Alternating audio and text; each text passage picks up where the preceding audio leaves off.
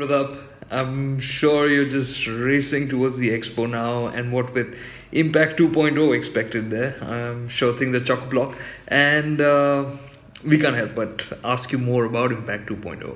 So, first and foremost, how much will it change, and what is the objective now for Impact 2.0? Hi Karthike. As you know, we are going to reveal Impact Design 2.0. It's our new design language based on, of course, Impact Design 1. The first wave of Impact Design under which we launched 4 cars, the Tiago, the Tigor, the Nexon and the Hexa. That gave us got us real attention and we got noticed. We became again, one of the car companies which gets considered at those segments. And with Impact Design 2, we hope to reinforce that. But only thing is, the big difference is that we have 2 global platforms, 2 new platforms, an advanced modular platform which gives us a smaller car range, and we have another platform which we've of course collaborated with Land Rover, and that gives us some bigger cars as well. So we will be able to do the entire range of cars with these 2 new platforms. Impact Design 2 is basically a sharper, bolder, more refined version of Impact 1. We in design from Tata Motors had a lot to do with the setup of the platform itself, and so in terms of wheel sizes, in terms of proportion, in terms of interior quality, the HMI, the screen sizes that we can get, that is really going to be the next level. So would it become less curvy? You've had lots of crossovers with Impact 1.0. You've had, of course, the Nexon, you had the Hexa, the Tigor. So would the design become more square now maybe with Impact 2.0? So Karthikeya, if you look at most global OEMs, many of them have 6, 7, 8 generations of a particular car. We are only in maybe the 3rd generation of our hatchbacks, if you look at hatchbacks in particular. So a DNA is something that you have to cultivate, you have to grow. You don't change the DNA so easily unless there's a real compelling reason. And I feel we have some particular strengths as Tata Motors, and through design we bring out those strengths, we strengthen our DNA. And I feel the response and reception that we've got to the 4 products we launched in the last 18 to 20 months is real testament to the fact that we are doing things right. So I'm guessing in terms of style, it will be evolutionary. But then would Impact 2.0 then be as powerful? I think it's evolution in terms of, yes, where we are coming from. But all the new products that you'll see under Impact 2, are going to be, absolutely striking. I can say so, if I can say so myself, actually. What we have in our 3 global studios, what we're designing now, are really some of the best looking cars you'll find in the segments that we are going to play in.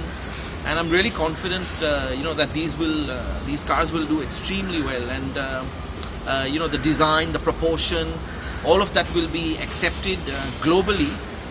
Again, Tata Motors Design got the opportunity as a design team to really input into creating this architecture. Architecture is nothing but the bone structure that you have. It's kind of the bone structure of a body of a human being. So that really defines the proportions of anything you do on that architecture. So we got this, sort of unique, once in a or twice in a lifetime you'll get this opportunity to define architecture. And we've been very fortunate with our modular platform to be able to play that role. And just to be clear, the Q platform is basically the Discovery Sport platform, right? Yes, Karthikeya, you're right. Our Q series, or the second platform that we share with Land Rover, they build the Discovery Sport on that. We've of course adapted the platform for Indian conditions, both in terms of mechanical aggregates and in terms of usability and some space attributes for our customers and our need or use conditions. So with solid global designs and new global platforms, we're likely to see a lot more Tatas, right? and maybe Tatas in more countries. So Kartikeya, you're right. The reason why we did these modular platforms is that it gives us the opportunity to introduce a wide range of cars in a quicker time. As you know, the Indian market moves very quickly. It's one of the most or the fastest moving markets anywhere in the world. So it was really imperative for us to work on this modular strategy, which allows us therefore to bring different top hats on that basic platform much quicker. So yes, you will see, as you know, currently we only serve about 70% of the passenger car market. But with these two new platforms, we'll be able to go from about 3.8 meters all the way to 4.6 meters, 4.7 meters, which will cover the entire gamut of offerings for the Indian market. Of course, the segments we get into need to have a certain growth. They need to have a certain potential, so we won't be everywhere. But where we will play, we will be an extremely strong player. And certainly, yes, you will see more, a wider range from us. And these platforms are also ready to be introduced in overseas markets should we decide to do so in the future. Talking about more products, Maruti Suzuki has had this practice of having, two offerings in the same segment. For example, the Ridge and the Swift. So, two different flavors in the same segment kind of works well. And especially now looking at the Nexon, where the design, yes, it makes a statement, but it's a little bit polarizing. Would a square sibling make sense to you? Yes, Kartikeya, I think, some of the examples you mentioned, if you are present in every segment, sometimes you can offer more products in the same segment. So that you have a wider coverage, or you can micro segment that market. We, as you know, like I said before, are not present in every segment to begin with.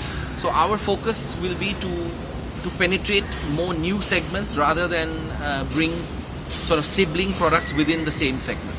But you have it almost all covered, right? Yes, it does seem like we are present in most segments, but we're actually not. If you see, we don't have an offering currently in the very rapidly growing premium hatchback segment. That itself is about 30,000 units a month and growing as people are upgrading their cars. In India, many people are already moving into their second or third car, so they're upgrading, upsizing. So premium hatches is one where we don't have an offering. We don't have an offering in a 5-seat SUV, 4.2 meters or 4.3 meters. We also probably there's some opportunity either alongside or below the Tiago. So there are segments which definitely exist today and we are not playing in. And there are segments which will emerge, which we look at very carefully as well. And what about the inside? Because that's becoming more and more, with every day, I think it becomes a more decisive factor for people as to how a car feels, because that's what they see the most of, right? Will the Indian design themes continue? Yes, Kartikeya, interiors are extremely important. That's where we make what we call lasting impact. If you've seen the cars recently launched, we worked on fit, finish, quality of materials, textures. Same thing will continue with Impact 2.0. We build on this huge repository of design and cultural icons from India. We are very fortunate as a country to have these sort of textures, patterns. And you'll see that used in our future cars as well. At a very subtle level, it's not in your face. It's very important that we stay refined. But all of these textures have a little bit of a global twist. I'm proud that we as an Indian company are using this to create a very distinct identity for Tata Motors. But what has been the biggest challenge? Touchscreens? Filling those in? Yes, Kartikeya, in terms of HMI and infotainment, people want larger screens, they want more responsive touch control.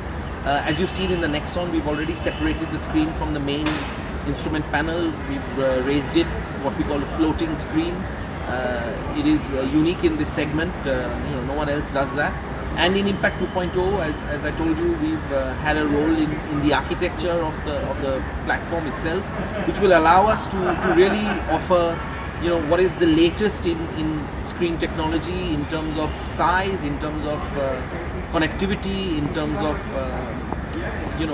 in terms of the responsiveness to touch. We will totally be able to accommodate any of the large screens that will come and will become more and more viable in some of the lower segments as well. So yes, we are totally protected for it. The other thing is in terms of the HMI design itself, the way the driver interacts with the machine. That's very important to keep it very simple, intuitive, and intelligent. And these are some of the terms we use to define our interiors as well. You know what? You've told us so much, but still it feels like we're in the dark. Yeah, that's you're gonna have to wait for February, of course. Come and see us at our smart city, smart mobility stand in Noida at the Auto Expo. It's going to be a really it's a 150th year of the Tata Group. So we are very proud, of course, to be a part of the group, and we will celebrate this in a really strong way at the Auto Expo. If you thought 2016 was a turning point for us, which it was in many senses, 2018 is going to be even more powerful and even more impactful.